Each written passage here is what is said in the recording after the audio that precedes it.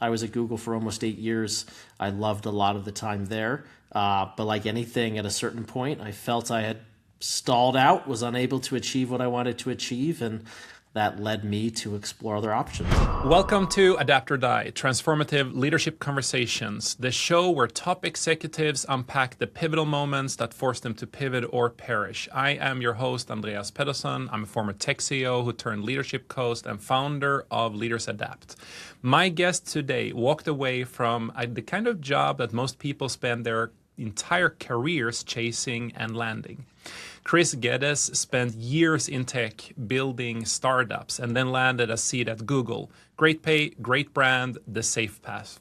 But he was drained and he could not see the future in that. So he actually decided to leave.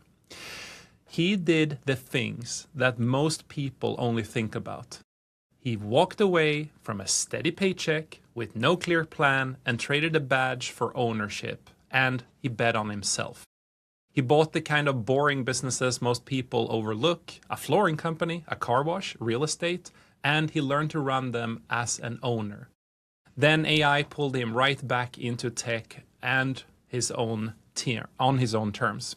Today he runs his portfolio on AI and he helps others to do the same as a fractional AI executive. So if you ever sat in a good job, feeling stuck, wondering where life is going, this is the episode for you. Today's question is simple. What does it take to leave a safe seat, rebuild from scratch, and turn AI into the edge most owners are still sleeping on? Let's dig into it. Welcome so much to the show, Chris. Thank you so much for the kind intro. Happy to be here. You were at Google, great pay, great brand. I mean, you worked with some amazing people. People chase that type of job their entire careers. I've talked to CEOs who left owning a company so they could go work at Google. From the outside, it looked like you made it. What was really going on underneath all of that?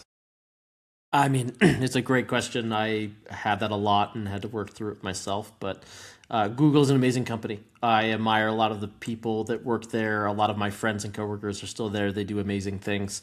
But as I tell people, it's a job nonetheless. It doesn't matter where you work. You still have these amazing highs and do great things, and you still have things that can be frustrating and hard, and sometimes make it hard to manage your career and understand what you want to achieve and do. And that was no different. I was at Google for almost 8 years. I loved a lot of the time there. But like anything, at a certain point, I felt I had stalled out, was unable to achieve what I wanted to achieve. And that led me to explore other options. And frankly, why we're here chatting today. So a lot of people, they can't really put words on it. They feel drained. They feel stuck. How did it show up for you and like your energy level and who you were for friends, family, and so on? Yeah, I mean, it was a tough time period. I kind of count it in a good, probably 18 to 24 month period. Looking back in hindsight, it didn't feel that long. I think it really started to manifest itself within a kind of a 3 to 6 month period. But if you look back and realize I was kind of off my game for a pretty long time. And it showed up in my relationships with my spouse, with family and friends, and maybe some people relate to this. Some days I just didn't want to open my computer and check my email. You know, it's hard to want to hop in and actually, do the things I wanted to do. And that's hard because I know the teams I worked on at Google and the things I did, I really enjoyed the people, and I really, had every reason to be excited about it, but there was just bigger kind of macro issues in the organization and things we were navigating that just made it hard to do your job well. And that after so many quarters of kind of the same thing over and over, it just really wore me out. The most effective sedative for an entrepreneur is a well-paying W-2 paycheck. Yes. How did you walk away from that paycheck without the safety net in place? And what was going on in your mind? Yeah, I guess I will say there was some pre-planning, right? I wasn't in a position where I was like, oh, I'm just done with this, and I didn't know what I wanted to do next. But it definitely, as I was, I tell the story. I was pretty frustrated. It was January 2nd, right after the new year, and I was kind of evaluating what this next year would look like, and I was unhappy with kind of what I thought that year might be. And so I started looking at other kind of, side gig, something I'd do in the nights and weekends to maybe get me excited and to build something new. And I got into real estate investing actually really through that way. And that was kind of the little impetus to like, what could I do at nights and weekends? What could I do to just kind of figure out, is there another path while I still manage the safety of that W-2? And frankly, that path turned into me working pretty long hours doing 2 jobs for about a year. And that was kind of the impetus for me to realize, oh, I can be successful in this entrepreneurial path. There's something I can see I can do. And that was really what set me up to want to be comfortable to leave my W-2. But, candidly, I know what what my annual pay dropped. I know what those taxes look like year to year. It was a big jump, but it was an opportunity for my career to bet on myself. And I say the line a lot. It could all go to hell, but you could always go get another job. Like if it doesn't work, you can just go get another job. And so that mentality really drove me through that. I think a lot of people I get in contact with online or I meet at an event that are thinking of leaving their W-2s, they are, how do I put this? They think of it like an absolute decision. It's like, if I do this, there is no going back. And that's because they misunderstand the importance of failure and how fail fast forward is a really powerful thing. But with that said, it's not always going to be working great. People sometimes also think like, I'm just going to leave and buy a business and I'm going to make a ton of money and it's going to take 2 months and all will be great. What was when you walked away, what was a cost, a frame of mind, something that you did not see coming? I think the biggest thing for me, which was really interesting, for years at dinner parties, it was really easy to tell people what I did. I said, hi, I work at Google, and it was fascinating. People are interested, asking questions, all of that kind of stuff. And it kind of actually became a little more of my identity than I thought it would be or whatever. And then when you go to a dinner party and you say you're an entrepreneur, the conversations end pretty quickly sometimes. So I thought that was actually pretty interesting to go through this. I'm obviously past that and those kind of things, but it was really interesting. You say you work at one of these big tech companies. It's so fascinating. And the big change for me was really having to redefine and frame who I am, what I'm doing, the things I'm excited about, and to drive those kind of conversations. It's not everything, obviously, socially, but it was surprising to me because I had, again, years of very easy dinner conversations, which rapidly changed after I started my own business. Why do you think people, are they judging? Is it that they want to do it themselves, they don't dare to? Like, what do you think is the reason for that?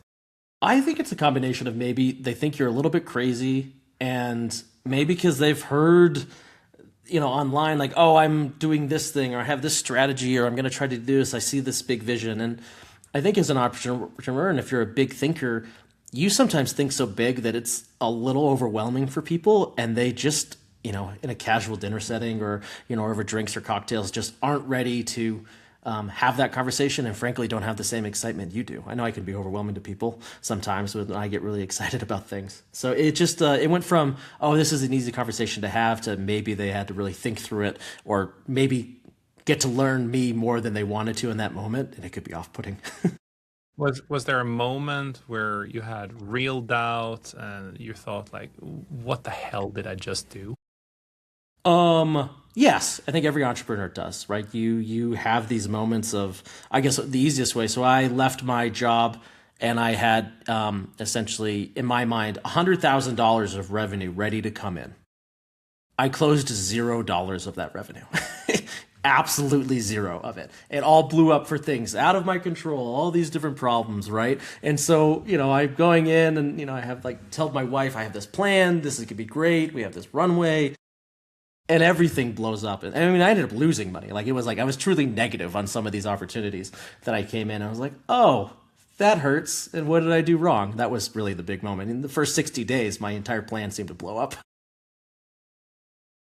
Why real estate, Chris? Why not just go start another company or do something in adjacent to what you were doing with Intake?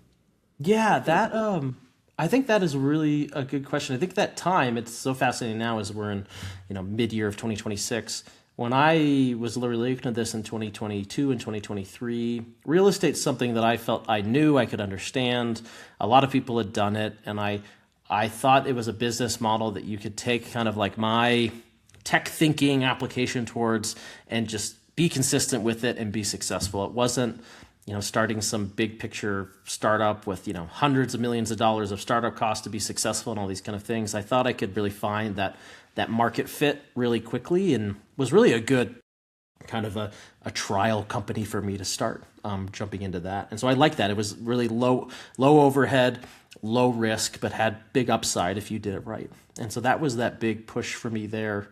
And I also kind of felt that some of the other things I enjoyed doing or wanting to build required a lot of like technical know-how. I feel like I'm a fairly technical person, but I didn't want to spin up an engineering team, in a different country to build the app I did, or all those kind of things. It just didn't feel feasible. And so at the in 2026, the world is surrounded by AI. I didn't really have that opportunity or the tools available. So I was like, let's do something that's pretty tried and true, and let me just follow a process, prove that I can do it, lead some teams, and see where we go. Yeah, you definitely cut your entrepreneurial, you cut your teeth in that one for sure. Yes. I just have to say for the listeners, I think real estate is a great way to get started. Just please be aware that don't expect to offset your W-2 cash flow with real estate quickly. It doesn't work that way unless you are investing a lot of millions already coming to the table. Real estate is a long-term strategy in my mind, with phenomenal tax write-offs, which you don't need when you're an entrepreneur and not making the same amount of money. But that's my viewpoint. I don't know if you're in the same I camp. learned that lesson the wrong way. I did things backwards, but I'm not mad with the journey. But yes, real estate is not the path to replace your nice, high-paying tech W-2 income.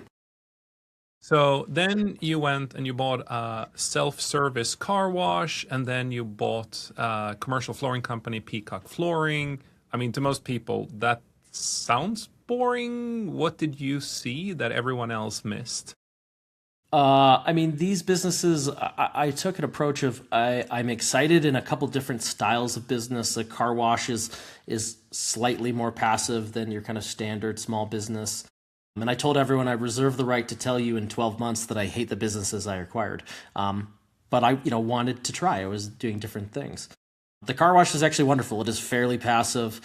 It's not I treat it almost like kind of my long-term real estate. I'm not going to retire off the cash flow from that thing, but it's a great business, and it's, you can do with some marketing, some tweaks, and some psychological things here and there, grow a business like that.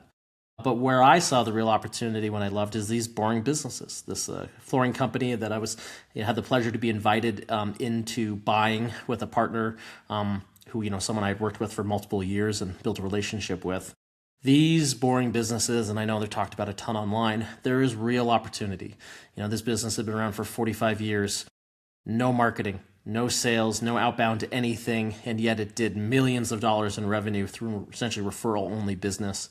And I saw with my kind of tech brain of, if we get this online and we automate and streamline some things and put the right people in place and really put some consistency into this business, we can do really, really amazing things. And 9 months into the acquisition, at this point, I feel very confident that in our first kind of calendar year of ownership, we will easily double this business in 1 year, which is a lot of growth and maybe is a crazy thing to be saying, but we're on track for that now, and that is fairly straightforward changes to the business model that is already yielding massive results.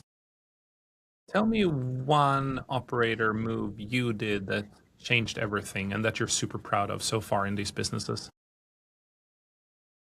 I believe it's kind of twofold.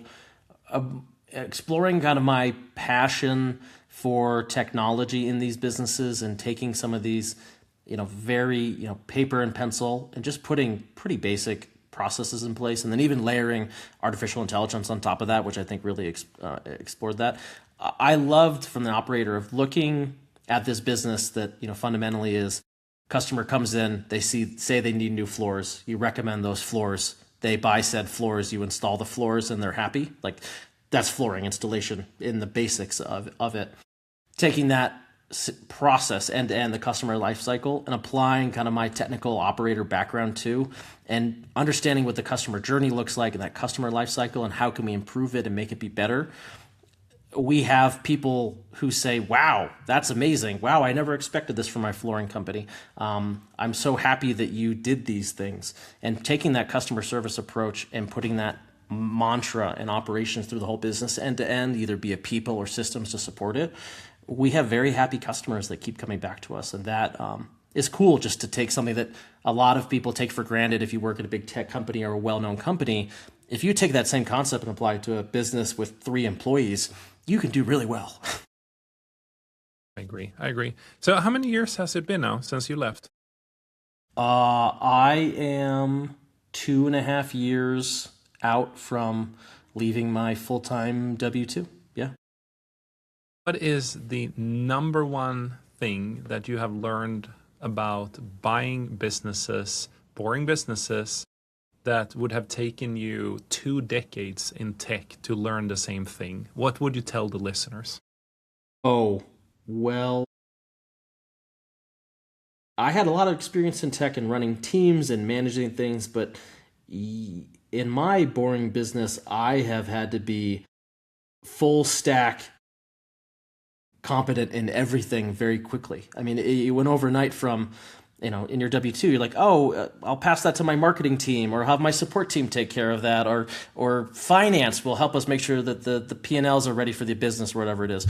That's all on me at this point. And so it is a great education. It's the fastest MBA I think I've gotten, because there's no one else to save this business or make the decisions. We have to do that. Now, there are some businesses you can buy, boring businesses that have more staff and people in place, and you can do that. But we purposely, and learned some good lessons from that, chose a business that needed a lot of overhauling and work. And through that, it forced me to be really, really understand the business end to end. And if you really want to jump into entrepreneurship and understand how these businesses work, it's not a terrible idea. You just have to know what you're signing up for. It's not passive. I'm in this business every single day. We're growing things from there. But that essentially desire for me to get in really deep and understand it end to end has really allowed me to learn a ton, and then also really understand what levers I need to move to help grow the business. I really want to build on this for the listeners, because this is so important. I see a lot of people making this mistake, Chris. They leave the W-2 where they were able to delegate to the marketing, to the sales team, to the CFO, to whoever, right? And now they go, okay, great. Let me just go find external services, and then I will just delegate to them. Big mistake. Why? Because if you don't understand what you're doing yourself, there's a ton of these really crappy services out there that offer these entrepreneurial services, and they just take your money. They cost a fortune. You're used to W-2 rate, corporate rates. They charge for it, you pay it, and you get shitty results. So I would say for the listeners here, understand you have to learn it yourself before you can give it to someone else. I see this mistake happening all the time. I couldn't agree more. And it's a good, I think, mindset for, the listeners is, if you are looking to leave the W-2, you are, by definition, I think you should, if you really want to get into this business buying, you should plan to buy a job initially. Buy the job. Understand that you're transitioning from one to the other, that you're going to be it for a time frame. You can obviously hire staff. You can obviously do things. But a lot of that staff is going to require you to train them on what to do. And if you have no idea what you're doing, it's very hard to do. Yeah, it's, and yeah, it's, you can't delegate what you don't understand. It sounds obvious when we say it out loud, but I was so naive. I didn't think that. I mean, there was just a lot of people just, it sounds obvious when we say it out loud, but in reality, you just have to go through that experience sometimes and realize, oh yeah, I needed to be much more involved than I thought. So Chris, you left tech. AI pulled you kind of right back into it. What clicked, and what are you doing with AI today that you think others should learn about quickly? It's funny because I told myself I was going to take a sabbatical from tech. I was like, I just need a break from it. I've been so involved. And of course, that one time I decided to take a sabbatical, I feel like one of the largest changes, at least in the last 2 decades in terms of technology, appeared in, I don't know, a 12-month time frame that I was pretty much ignoring a lot of it. But thanks to, mentors and peers and people like Andreas bringing me back in, I'm very excited about what we're doing. You know, there's a great movement in AI, and again, this is, bit of the year of 2026, that AI can really drive a lot of these systems and processes and workflows within a business that you used to have, frankly, a couple $100,000 of payroll and staff to maintain and manage. And what has excited me about that is repetitive tasks, things that people are clicking through files, generating reports, evaluating the various things. You can leverage AI in a very strong way to grow that business without needing these things. I think the frontier is we're the bleeding edge of everything, what's going to be available. But right now, I feel very confident, like in our flooring business, I know a majority of our competitors, one, they're not even thinking about AI, but two, we're able to scale up and staff up effectively to similar size companies that are 3 or 4 times the size of us, but at a fraction of the cost, because we don't have this legacy payroll, we don't have these legacy systems, and we're thinking about what workflows and end to end that AI can either augment existing people, or in some cases we never need to make that initial hire. It can just handle it end to end.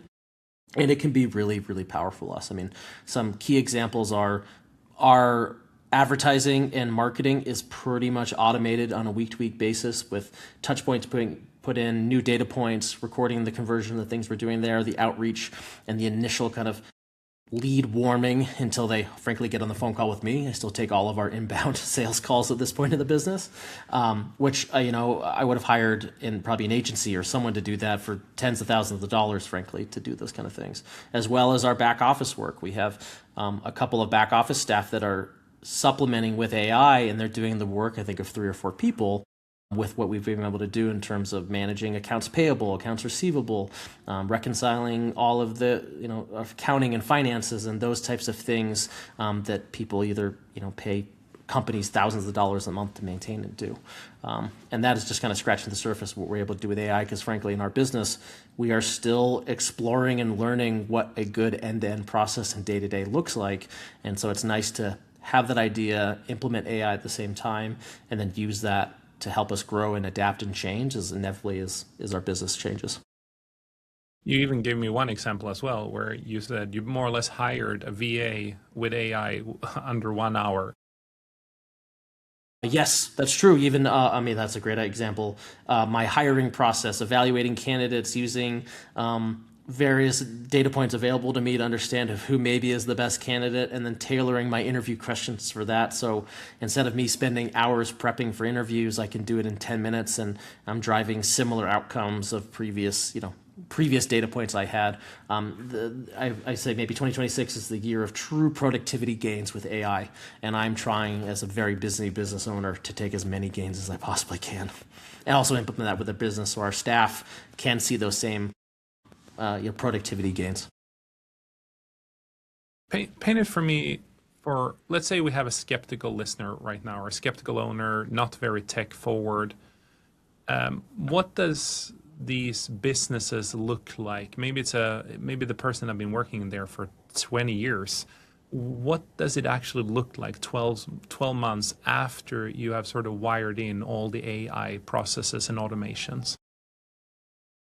I mean, for someone who's skeptical, I just ask you to think about, in any given day, week, month, maybe even quarter, how much time you spend doing something that you've done the same way every single time for the last 3 years.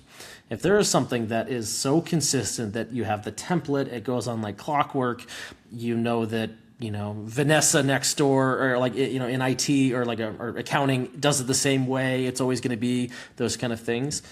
that type of work, if that's taking you even a couple hours a day or even more than, a few hours a week to do that work, AI can help remove the repetitive aspects of that. And just imagine what you or your team can do if you free up just even the mind space. Like, oh, I don't have to run this annual report. It just is automatically done. It's ready for me to review, do a quick trust but verify, and then it's done. So the mindset of like 10 minutes of review versus hours upon hours of generation and creation. And I think for a lot of these business owners, I think about the ways you could improve something you do every single day, be it compliance, for finance, or whatever it is. Once you go through that first iteration, I think you'll start to see, wow, I have so much more time to think about the things that excite me in my business. That is the big, powerful thing that I think you can do that in days using AI, but if you really focus on that over a 90-day period, it will open up your business to many, many new exciting things. Even if you don't even implement more AI, just your time freed up, your staff's time freed up to focus on the things they've always dreamed to do, it could be very powerful. This is not a leading question or a sales related question, but I see a lot of these Gen Z people that are late 20s, they're out contacting more Gen X boomer business owners, and they are promising the world to them. Why should a listener not work with them, and why should they reach out to someone like you, Chris, me, others instead? Specifically for AI help, or just like business buying in general? AI and business help in general. I mean,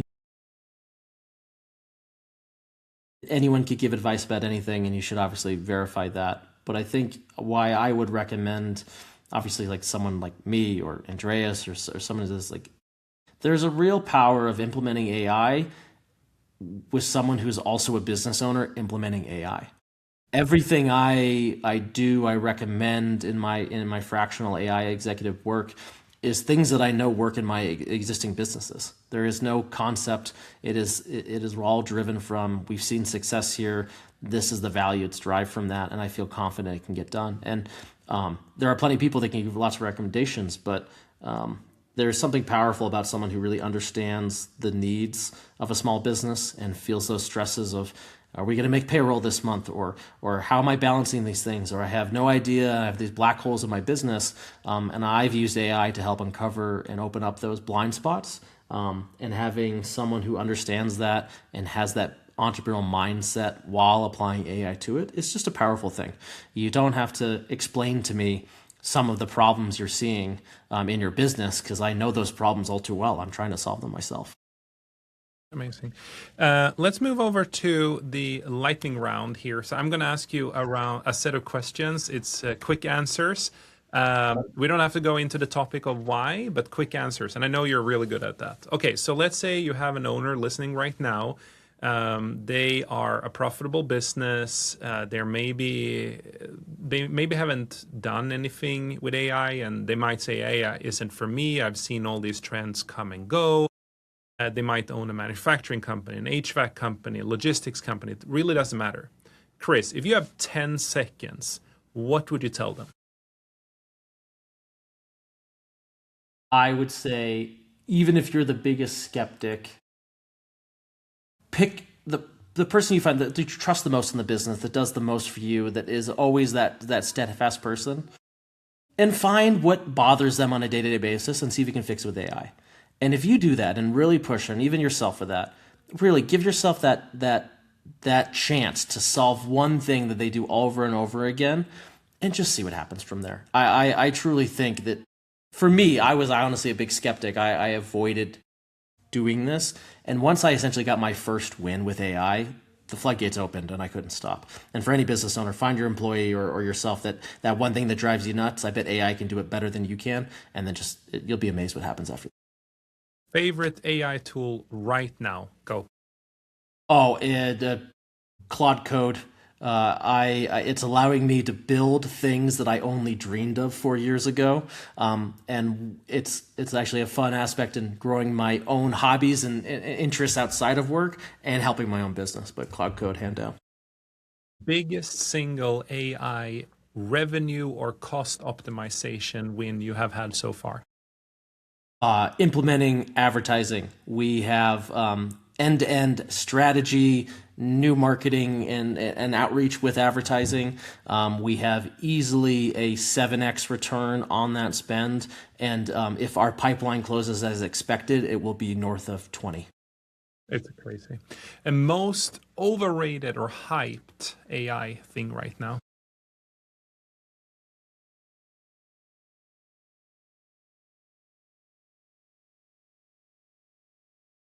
I don't have a good one, to be honest. I'm so very much, and maybe this because I'm so insulated in the things I like right now.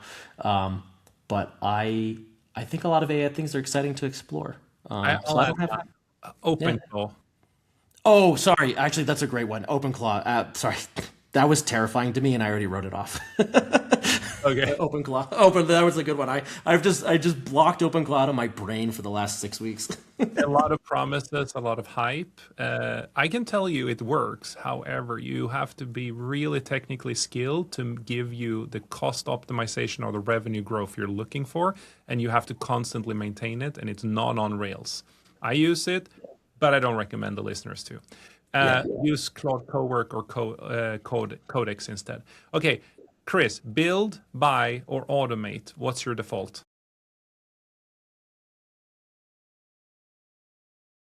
I probably will default to automate. I think I can do that pretty well. And that is a really good kind of end to end to improve things.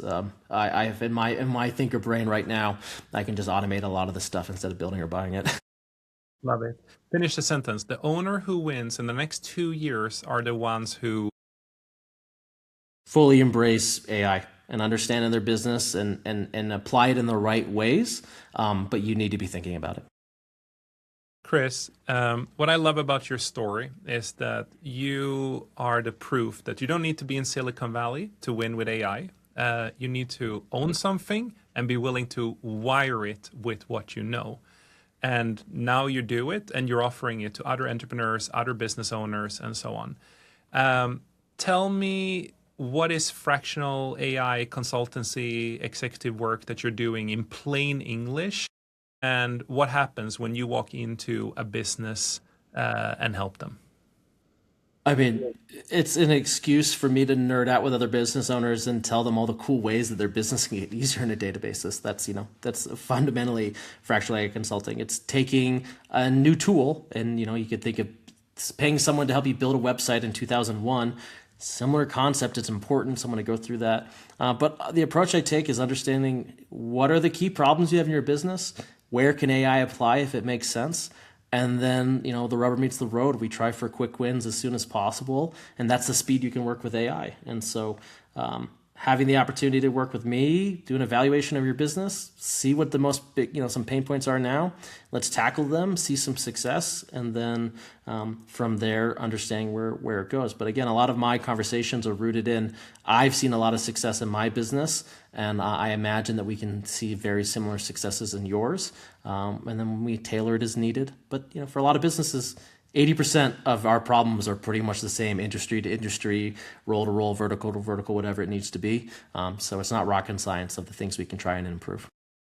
So if I'm a small brick and mortar service industry, whatever manufacturer, and now I have a situation, when should I call you, Chris? What should be the trigger of like, I remember this podcast with Chris. I better give that guy a call and at least ask him. Yeah, I mean, I think the biggest trigger is you're looking to you've either had a frustrating time in the business and you're trying to see what needs to happen next, or you're ready for the next big wave of investment. And when I say big wave investment, you're ready to look at something differently and evaluate if is the way we've always done it the way we needed it moving forward. If you're there's kind of the inflection points, reach out. This is a perfect time to consider implementing AI, or at least having those conversations, because your mind is ready for a change, and that's a really good time to be considering something like a fractional AI executive. So if someone is listening right now and they want to reach out and have a conversation with you, where can they find you? You can find me online. Instagram is really easy. Christopher_Geddes. I'm sure you can put it in the notes there. If you just look for Chris Geddes on LinkedIn as well, send me a message. You'll see my smiley face with a big mustache. You can't miss me. So just send me a message there, and either of those are the easy ways to reach out. Awesome, Chris. Thank you so much for joining this podcast. And thank you so much for the listeners listening to this episode of Adapt and Die. If this episode gave you a new way to think about ownership and AI, share it with other leaders who needs this insight, who needs to hear it. And please help the show by dropping a 5-star review on Apple Podcast and on Spotify so the show reaches other people. You can also find me by going to YouTube. Andreas, the CEO, is what you need to search for. For show notes, free resources, coaching details, please visit leadersadapt.com or adaptordiepod.com. Remember, in leadership, we adapt and thrive, or we don't survive. Until next time.